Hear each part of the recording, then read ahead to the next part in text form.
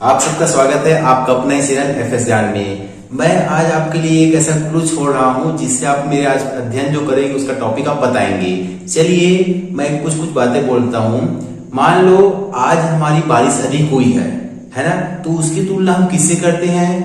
बीते कभी भी बारिश हुई उससे करते हैं, अधिक हुई है ना। अब बोल दूं मैंने मेरे कक्षा में जो 6 सब्जेक्ट होते हैं उनमें से सब में मैंने अलग अलग नंबर प्राप्त किया, तब मैं क्या कहूंगा कि खाली स्थान इतने अंक मैंने प्राप्त किए सभी विषयों में। ठीक है, तो क्या बोलेंगे आप समझ गए होंगे। जी हाँ, हम सांख्यिकी के अंतर्गत पहला टॉपिक है समांतर माध्य, या उसी को बोलेंगे माध्य, या उसी को बोलेंगे औसत, या उसी को बोलेंगे औसतन। औसतन मैंने कह दिया ना कि कक्षा के किसी कक्षा में 6 सब्जेक्ट होते हैं, उसके प्राप्तांक अलग अलग है ना, प्राप्त किए। तो हम एक साथ ऐसे बोलेंगे कि मैंने उस कक्षा में औसतन कितने अंक प्राप्त किए, ऐसा बोलेंगे। या आज जो बारिश हुई है वो औसतन इतना अधिक हुआ है, ऐसा बोलेंगे। ठीक है, तो चलिए एक कहानी आपको बता देता हूं कि मान लो राधा नाम की एक लड़की होती है वो ना, और वो सुबह 8 से 11 बजे तक रोज जानवरों को पानी पिलाती है। तो सप्ताह में 7 दिन होते हैं। ठीक है, तो इस तरह मैं सप्ताह के नाम लिख रहा हूं।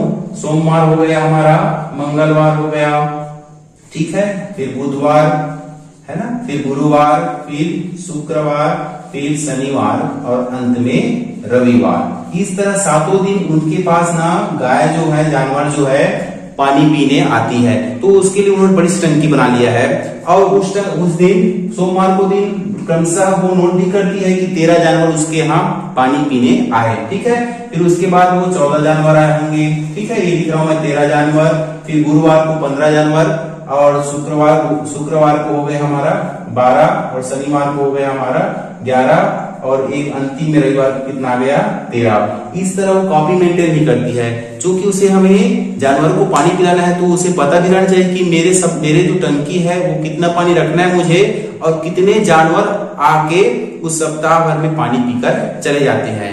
तो ठीक उसे इस खबर का पता करने के लिए क्या पता पड़ना पड़ेगा कि उस टंकी में कितना पानी रखना पड़ेगा, उसके लिए उसे पता रहना चाहिए औसतन कितने जानवर है ना रोज आते हैं। ठीक है, हम तो कह देते हैं पहले दिन 15 आया, उसके बाद 15 बढ़ गया। ठीक है, तो उसे कितना रखना पड़ना है वही याद करना है। तो उसके लिए हम क्या करेंगे, गणित में औसत निकाल कर देखेंगे। चलिए इसी का औसत क्या होता है वो देख लेते हैं। तो औसत अब समझ गए, इसी को हम बोलते हैं माध्य बोलेंगे, समांतर माध्य, औसतन। ठीक है, और इसे अंग्रेजी के कौन से अक्षर से दर्शाते हैं? इसका इंग्लिश रूप क्या होता है? मीन, है ना, यही हमारा क्या है माध्य। तो इसका मतलब क्या होता है? माध्य बराबर या मीन है ना बराबर होता है सभी प्रेक्षणों या प्रेक्षणों का योग। ठीक है, प्रेक्षण मतलब जो रिकॉर्ड रखती है ना, जो रिकॉर्ड ये सब रिकॉर्ड रखती है वही है प्रेक्षण या आंकड़ा। तो ये हो गया प्रेक्षणों का योग। ठीक है, यहाँ पर कुल जोड़ लूं, कुल प्रेक्षणों का योग बटे प्रेक्षणों की कुल संख्या, ये है हमारा औसत का सूत्र। ठीक है, प्रेक्षणों की संख्या, कुल संख्या देते हैं। ठीक है, तो पहला काम क्या है हमारा कि उसको पता करना है कि औसतन कितने जानवर इस सप्ताह 7 दिन आए, है ना।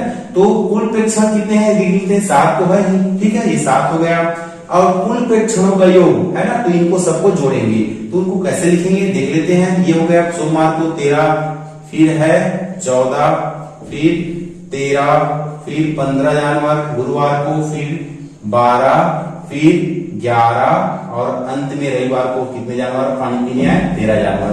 इस तरह से सबको क्या करेंगे, जोड़ लेंगे ऊपर के ना। ठीक है, जोड़ लेते हैं तो क्या आएगा, तो ये हो गया हमारा 91। क्लियर, 91। इसको किससे भाग करेंगे? 7 से, है ना। चलिए 7 के पढ़ा में कितने बार मीन में आता है? 13 बार में, है ना। 7 एकम 7 काटते चले, 7 एकम 7, यहाँ पर 2 बचा, 21 हो गया। क्लियर, तो 7 के पढ़े कितने बार में किया जाता है? 3 बार में। तो इस तरह उसके पास कितना, मीना के पास कितने जानवर आते हैं औसतन हर दिन कितने आएंगे? 13। तो इस प्रकार लिख देते हैं यहाँ पर, इस प्रकार औसतन, औसत या औसतन या माध्य सब एक है, 13 जानवर है ना, या जो गाय है जानवर पानी पीने आते हैं। ठीक है, पानी पीने आते हैं।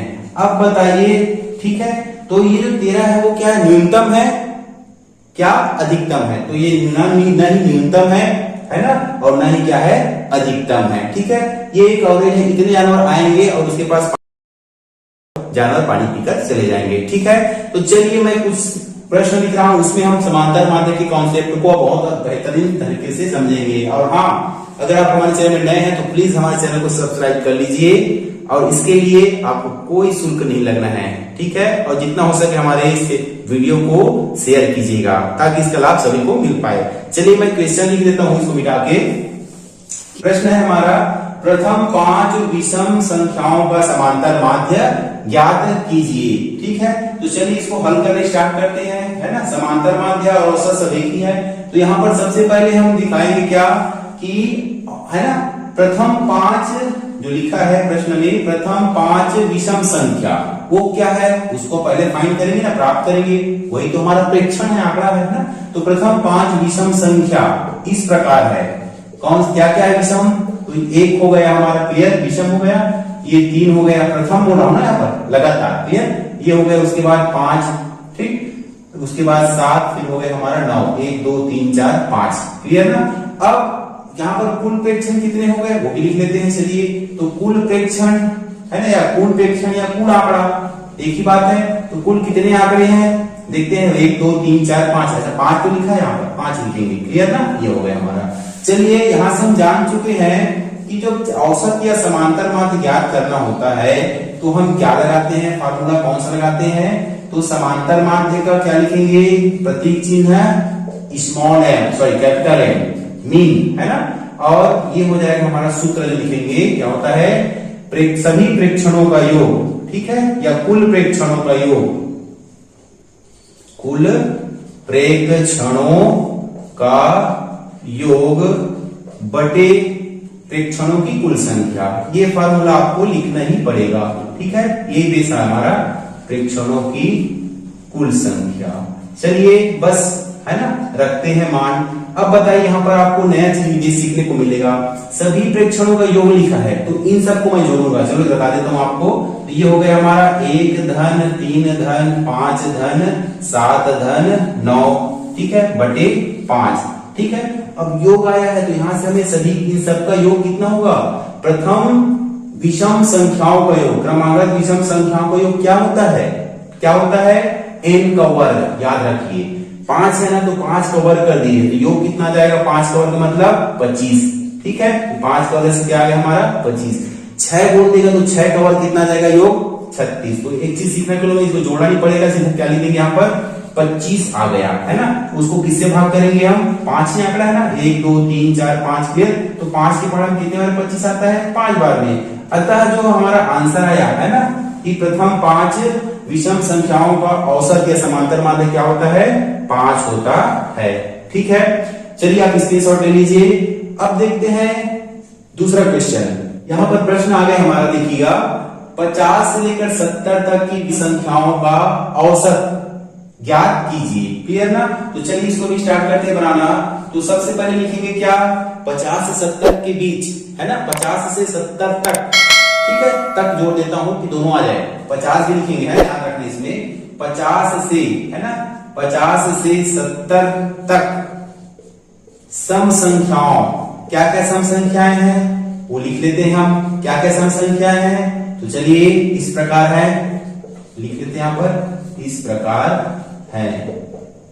कौन कौन सी सम संख्या होंगी, एक तो खुद 50 होगी, क्लियर, फिर 52 सम संख्या मतलब जो दो इकाइयां, कुछ 0 आए, 2 आए, 4 आए, 6 आए, 8 आए, वो क्या है हमारा सम संख्या की पहचान है। हाँ, तो ये हो जाएगा हमारा 54, ये हो जाएगा 56, ये हो जाएगा 58, फिर 60 आ गया ना, फिर ये हो जाएगा 62, फिर हो जाएगा 64, और फिर हो जाएगा 66, फिर हो जाना है 68, और अंत में 70 तक लिखा है। तक की वजह से 50 को भी शामिल करेंगे और 70 को भी शामिल करेंगे। सीखिए ना, नई बात है ये। चलिए इसको ध्यान से देखिएगा। यहाँ पर लिखेंगे फिर क्या है, कुल प्रेक्षण कितने हैं देख लेते हैं यहाँ पर। ठीक है, कुल प्रेक्षण या आंकड़े कितने हैं, कितने हैं आंकड़े देख लेते हैं। प्रेक्षण, कुल प्रेक्षण की संख्या कितनी है, तो देखेंगे गिनेंगे कितना, 1 2 3 4 5 6 7 8 9 10 11। दोनों की भी चक्कर 10 है, उसमें एक जोड़ देना, क्योंकि 50 की काउंटिंग हो रहा है, 70 में जाकर रुक रहे हैं। ठीक है, इसलिए दोनों के अंतर में एक जोड़ देंगे, है, तो ऐसी पता चल जाएगा, ये हो जाएगा हमारा 11। चलिए अब हम जान चुके हैं ना जो समांतर माध्य हमें पता करना है या औसत जो पता करना है उसका जो फार्मूला आप लिखेंगे, कैसे लिखेंगे कि हम जानते हैं कि समांतर माध्य क्या होता है ना। समांतर माध्य या केवल माध्य है ना, उसको हम कैपिटल एम से दर्शाएंगे। वो क्या होता है, सभी आंकड़ों का योग या सभी प्रेक्षणों का योग या कुल प्रेक्षणों का योग, ऐसा भी लिख सकते हैं, कुल प्रेक्षणों का योग है ना, योगफल बटे प्रेक्षणों की कुल संख्या या आंकड़ों की कुल संख्या ये है हमारा मेन फार्मूला है ना। इसके आगे अब हल करना स्टार्ट करेंगे। चलिए प्रेक्षणों का योग सबको जोड़ते हुए लिखेंगे है ना। इसके जोड़ते हुए लिख रहा हूं, देखो ध्यान से, 50 धन 52 धन 54 धन 56 धन 58 धन 60 हो जाना है यहाँ से, फिर 62 है ना, फिर इधर लिख देता हूं मैं प्लस करके यहाँ से, फिर हो जाएगा यहाँ से 64, ये 64 हो गया, फिर हो जाना है यहाँ से 66, फिर 68 और अंत में क्या गया हमारा 70। और यहाँ से कितने आंकड़े हो गए हमारे, प्रेक्षण हो गए 11। क्लियर, सबको जोड़ेंगे है ना, जोड़ के देख लेते हैं। यहाँ से देखिएगा 2 4 6 6 12 12 8 हो गया 20 20 और 2 22 22 4 26 26 से 32 60 40 40 का शून्य है ना, ठीक है, 4 आया और 5 10 15 20 25 है ना, 25 हो गया, फिर 1 2 3 4 5 और 6 मान, ये 30 हो गया। ठीक है, इस तरह से हो गए 66। क्लियर ना। इसको हम किससे भाग करेंगे, 11 से। चलिए कर देते हैं, 11 के पढ़ा में 1 बार में, 11 के पढ़ा में 6 बार में 66 और 11 के पढ़ा में 0 बार में 0। ठीक है, तो इस तरह से 50 से 70 तक की सम संख्याओं कितनी है ना, 50 तक की से 70 तक की सम संख्याओं का समांतर माध्य। ठीक है, कितना है आंसर, औसतन है ना 60। ठीक है, इस अतः लिख देते हैं यहाँ पर, अतः माध्य या समांतर माध्य क्या होगा हमारा, 60 होगा। ठीक है, चलिए आप स्क्रीनशॉट ले लीजिएगा। चलिए दूसरी इक्वेशन और देखते हैं। चलिए अगला प्रश्न आ गया हमारा, 8 5 x 6 10 5 का माध्य 7 है, तब x का मान ज्ञात कीजिए। क्लियर, यहाँ पर हमें समांतर माध्य की वैल्यू दे दी गई है। ठीक है, तो काम तो वही करना है। ठीक है, मान बस हमें अलग अलग रखना है। तो यहाँ पर जो दिया है उसको लिख देंगे। तो दिया क्या है ना, संख्याएं दी गई है ना, संख्याएं क्या क्या दी गई है, लिख लेते हैं उसको। हमारा क्या है 8 5 x। क्लियर, उसके बाद है 6 10 5 है ना। चलिए आगे बढ़ते हैं। अब यहाँ पर हमें माध्य भी दे दिया है। माध्य कितना दे दिया है प्रश्न में, देखिएगा ध्यान से, 7। क्लियर ना। ठीक है, यही तो हमारा क्या है, एम है ना। हाँ, अब हमें इस जो चर राशि है ना, इसकी वैल्यू हमें प्राप्त करनी है। यहाँ पर कौन सी संख्या रखे है ना, तो और उस सभी को जोड़ेंगे और कुल संख्या से भाग करेंगे तो कितना आएगा, 7। तो कौन सी संख्या रखे वो हमें फाइंड करना है। ठीक है, तो चलिए यहाँ पर क्या है, कुल आंकड़ों का योग है ना, वो हम क्या जानते हैं, जो परिभाषा जो सूत्र है ना, परिभाषा जो हम जानते हैं औसत का, उसको हम यहाँ पर लिख देंगे या माध्य का। तो यहाँ पर हमारा माध्य बराबर क्या होता है, कुल प्रेक्षणों का योग, कुल प्रेक्षणों का योग बटे प्रेक्षणों की कुल संख्या। ठीक है, प्रेक्षणों की कुल संख्या, ये बस ध्यान रखिएगा। अब इसमें हम क्या कहते हैं, जो जो हमें पता है या दिया है वो हमें वैल्यू पुट करेंगे। यहाँ पर जो माध्य एम है उसी का मान यहाँ पे रख दिया है, तो यहाँ पर लिख देंगे 7। ठीक है, उसके बाद है कुल प्रेक्षणों का योग, इन सबको जोड़ना पड़ेगा है ना। तो जोड़ते चलिए, 8 धन 5 धन x धन 6 धन 10 धन 5 है ना। और कुल प्रेक्षणों की कुल संख्या कितनी है, 1 2 3 4 5 6। क्लियर ना, ये हो गया हमारा 6। चलिए इसको हल करते हैं, 7 हो गया हमारा। सबको जोड़ेंगे चूंकि चर राशि है, अब ये सब अचर है, अचर को अचर से जोड़ेंगे तो 8 5 13 6 हो गए 19 है ना, 19 10 29 5 हो गया हमारा 34 हो गया। क्लियर ना, और प्लस 100 को अलग लिखेंगे, ये हो गया हमारा 6। यहाँ पर ध्यान दीजिए, हर में कुछ नहीं बने, चूंकि यहाँ पर अंश है, हर है, यहाँ पर केवल हर ही कहा जाए, इसको हमने भिन्न बना लिया। ठीक है, गुणा करेंगे तो इनका गुण इनके साथ हो जाएगा। क्लियर ना, इनका गुण इनके साथ। तो चलिए मैं कर रहा हूँ यहाँ से 6 का गुना 7 से, तो 6 7 42 हो गया हमारा। 1 का गुना सबके साथ तो उतना ही आना है। क्लियर ना, 34 से कम 34 और 1 से कम 1। अब उसके बाद 34 को इस प्रकार पक्षांतर कर देते हैं ना। तो चलिए इधर हमारा मैं तो ये हो गया हमारा, पक्षांतर करने पर आ जाएगा 42 ऋण 34 बराबर x, है ना। चलिए इसको हटा देते हैं, धन है। अब कैसे इधर इस तरह का ऋण हुआ, क्लियर, आप जान चुके हैं कि दोनों पक्षों, इस पर जो हमें ज्ञात करना है उसको अकेला छोड़ना है। ये उनके साथ 34 जुड़ा हुआ है, धन जुड़ा हुआ है ना। अब इसके सामने धन का चिन्ह इस पर आएगा, क्या हो जाएगा, ऋण। या इसी को दूसरी तरह से क्या समझे कि 34 को इस तरह से हटाना है ना। तराजू में कोई भी चीज हम हटाते हैं तो इधर भी हटाना पड़ेगा ना, पलड़ा एक समान करने के लिए, दोनों तरफ एक समान करने के लिए, संतुलन बनाए रखने के लिए। तो यहाँ पर 34 है, उसको यहाँ पर हटाएंगे मतलब ऋण 34 करेंगे, तो इधर भी ऋण 34 करेंगे, वो मैं लिख रहा हूँ यहाँ पर, क्लियर। तो इधर ऋण 34 करेंगे, वो हट जाएगा, कट जाएगा, धन x बचा, क्लियर। इस तरह से ये क्या गया, हटाएंगे तो इधर 34 में 42 में 34 8 आ गया हमारा, है ना। अब जो ज्ञात करना होता है उसको हम अपने कौन से बाईं ओर, क्लियर ना, बाईं ओर रखते हैं, और जो हमें आंसर आता है उसको हम दाईं ओर रखते हैं। तो इस तरह से वह संख्या क्या आ गई, है ना। अतः जो अज्ञात चर राशि थी वह क्या आ गई हमारी 8, ठीक है। अतः वह संख्या क्या आई हमारी, x की वैल्यू आ गई 8, ये रहा हमारा आंसर, ठीक है। तो इस तरह से आप औसत या समांतर माध्य या माध्यिका, सॉरी समांतर माध्य या औसतन, ठीक है, वो सब कॉन्सेप्ट समझ गए होंगे। चलिए एक छोटे सा और टॉपिक लेते हैं, वो है हमारा, बस नाम से स्पष्ट है, इसकी भी एक कहानी मैं बता देता हूं कि मान लो एक दुकानदार है ना, और दुकानदार कपड़े वाला दुकानदार है, ठीक है। वो क्या है, उस शहर में रहने वालों के हिसाब से कपड़े रखता है। तो अधिकतर लोगों की जो कपड़ों की जो पहनने की जो क्या होती है, जो साइज होती है, कपड़ों की साइज आती है, वो 38 से 40 सेंटीमीटर तक जो कपड़े होते हैं, शर्ट होते हैं ना, शर्ट बोल रहा हूं मैं, ये साइज पहनने वाले क्या है, अधिक है। इससे कम वाले भी कपड़े हैं उनके पास, है ना। इससे कम वाले में 34 सेंटीमीटर वाले, है ना, फिर 36 34, ऐसा उनके पास भी क्या स्मॉल साइज जैसे सब है। इससे बड़े भी साइज के हैं, 42 सेंटीमीटर, है ना, डबल एक्सेल है, ठीक है, सब साइज के हैं उनके पास।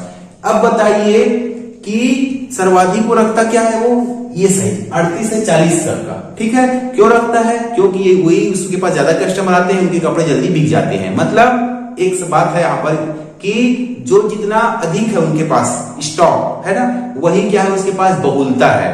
अब बहुलता से क्या हो गया हमारा, बहुलक, अर्थात जो भी आंकड़ा है, जो भी संख्या है, जितने अधिक बार आएगा, रिपीट होगा, उसे हम कहेंगे बहुलक, ठीक है। तो ये क्या है, सांख्यिकी का नेक्स्ट टॉपिक है। इसके बाद हम, है ना, समांतर माध्य को और बेहतर से समझेंगे। तो दूसरा टॉपिक आ गया हमारा बहुलक। तो उस दुकानदार के पास कितने वाले साइज वाले क्या है, शर्ट है, 38 से 40 सेंटीमीटर शर्ट अधिक है, यही इसका क्या है, उसके पास बहुलक है। तो चलिए मैं कुछ क्वेश्चन लिख देता हूं, उसके आंसर आप ऐसी मुंह जबानी बन जाएगा, ठीक है, देखते रहिएगा। एक क्वेश्चन मैं देता हूं यहां से कि क्वेश्चन नंबर फर्स्ट है, बहुलक ज्ञात करना है ना हमें। तो निम्न आंकड़ों में बहुलक कौन है ना, यहां पर लिख देता हूं, निम्न आंकड़ों में बहुलक ज्ञात करो या बहुलक ज्ञात कीजिए, ठीक है। चलिए आंकड़े मैं लिख देता हूं यहां से